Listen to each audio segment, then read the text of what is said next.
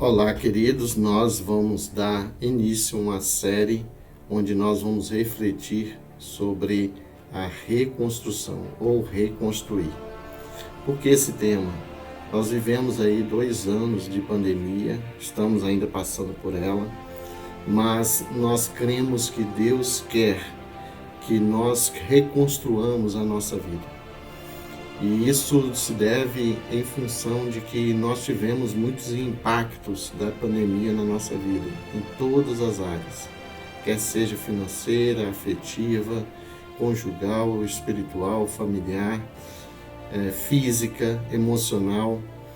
E creio que a palavra de ordem de Deus para nossas vidas, sem dúvida nenhuma, é a reconstrução. E por essa razão, nós começamos uma série na nossa igreja sobre reconstruir, sobre reconstrução. Primeiro trimestre vamos falar da reconstrução, da reconstrução da comunhão com Deus e com o próximo. Porque cremos que qualquer atividade de construção ou reconstrução exige que, se no mínimo, tenhamos comunhão. Sem comunhão, mesmo o projeto de construção mais arrojado estará destinado ao fracasso. A Torre de Babel é o maior exemplo que nós temos de falta de unidade, de comunhão e comunicação, que pode redundar em confusão total. Nesse trimestre, trataremos do tema da comunhão, condição sem a qual é impossível reconstruir qualquer coisa. A primeira epístola de João nos ajudará nessa empreitada. E nós vamos ler o texto básico da nossa reflexão de hoje, que é 1 João 1,3, que diz assim: o que vimos e ouvimos, isto vos anunciamos, para que também tenhais comunhão conosco. E a nossa comunhão é com o Pai e com o seu Filho, Jesus Cristo. Quando falamos de comunhão, precisamos conceituar esse termo.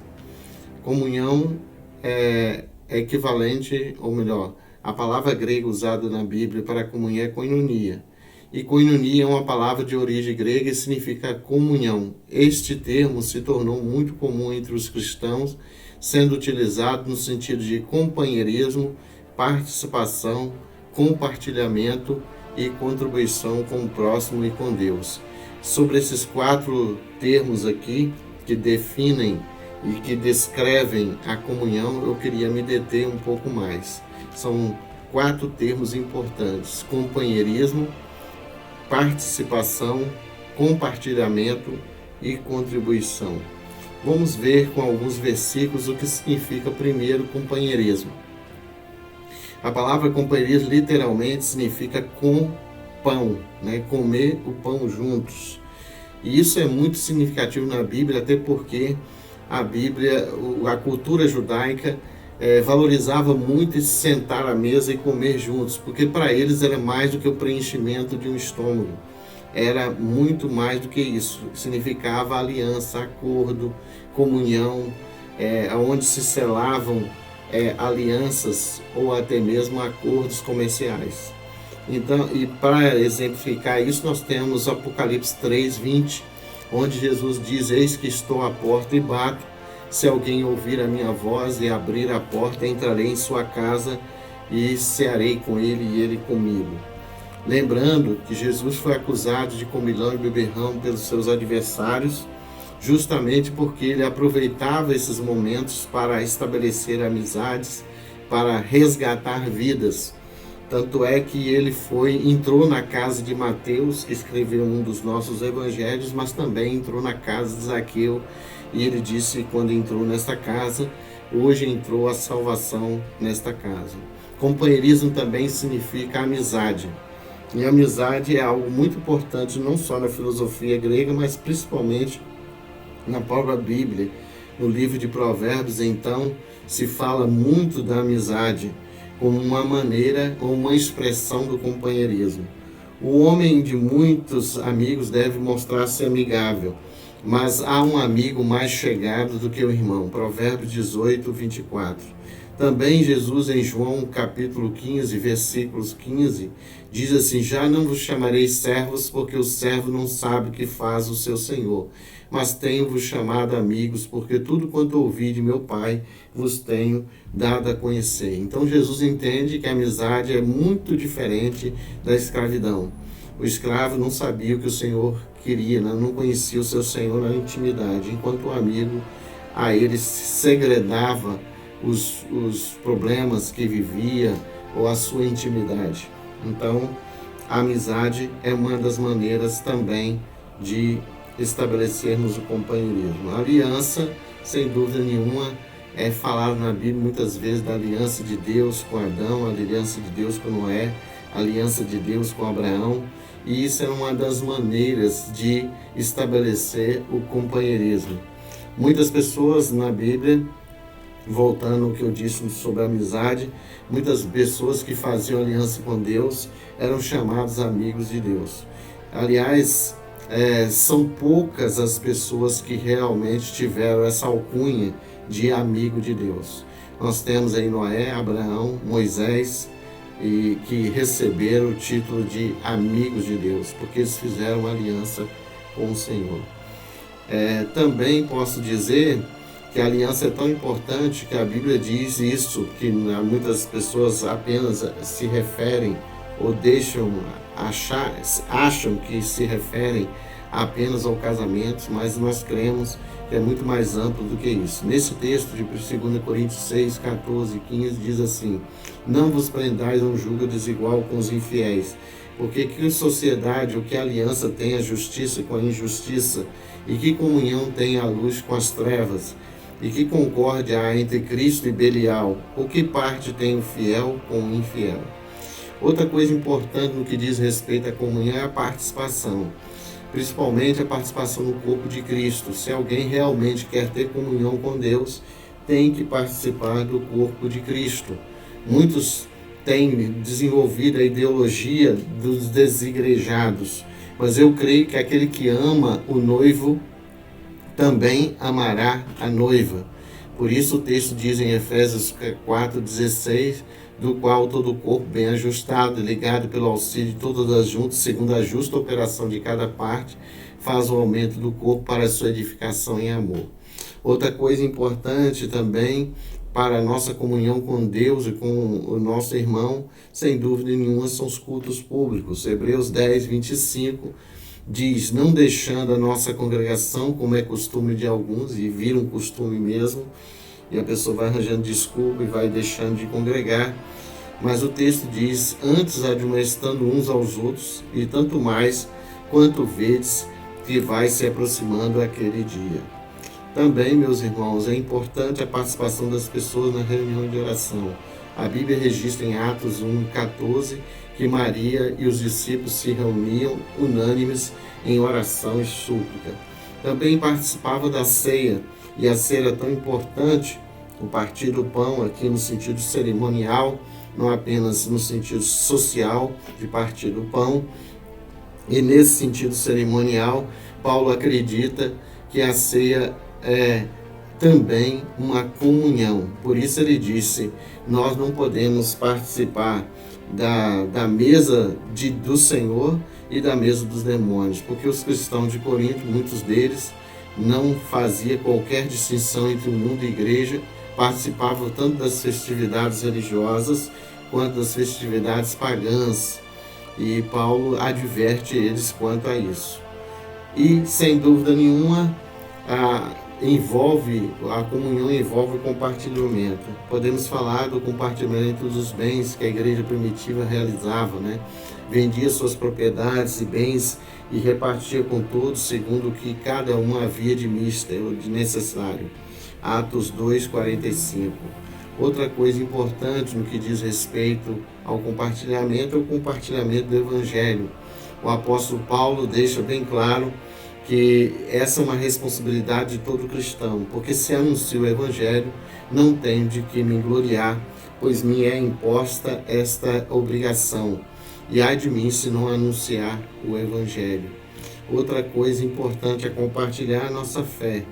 o texto lá de Timóteo, quando Paulo escreve a carta a um jovem pastor, ele diz que a fé que ele tem hoje foi exemplificada, foi vivenciada pela sua avó Lloyd e depois pela sua mãe Eunice. Obviamente, a fé é individual, mas isso não significa que nosso exemplo de fé não tenha um poder ou tenha uma influência muito grande na vida dos nossos filhos e netos, até porque acreditamos que Deus abençoa a família do crente até 1000 gerações, como diz lá no livro de Êxodo, no Decálogo.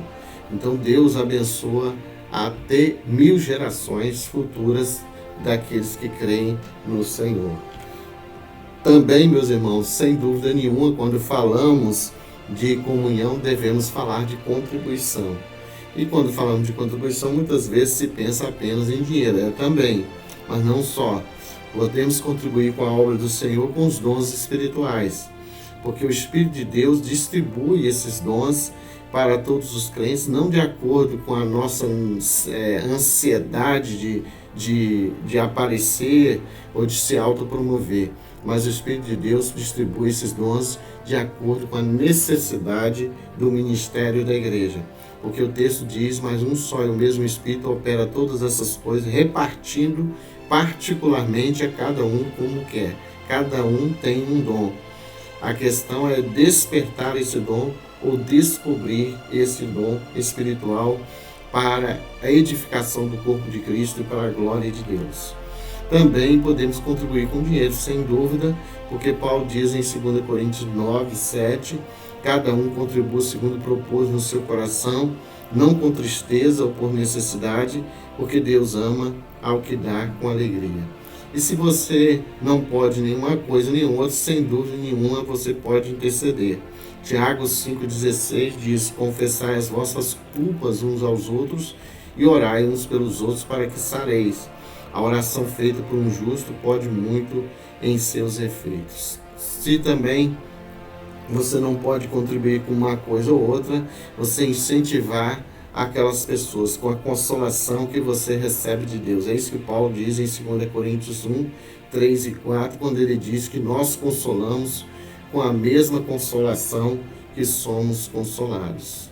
Como eu disse para vocês, podemos contribuir com dons espirituais, com dinheiro, com a nossa fé, o Evangelho e tantas outras coisas. Então eu falei basicamente que existem 4 coisas que podemos fazer para restabelecer a comunhão com Deus e com o nosso próximo. O companheirismo, a participação, o compartilhamento e a contribuição. E aí finalizo para a gente refletir e praticar.